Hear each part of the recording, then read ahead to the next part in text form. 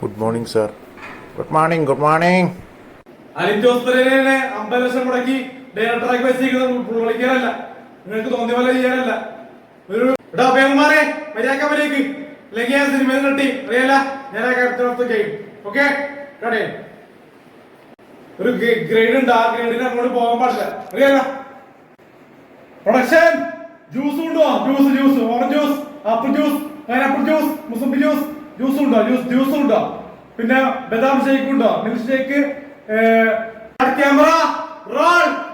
All associate take your position. Music on. Sound and get ready. Action. കണ്ണാടി നോക്കല്ലേ പെൺകിടാവേ, നിന്റെ ചന്തത്തിൻ നിറമെല്ലാം മങ്ങിപ്പോകും.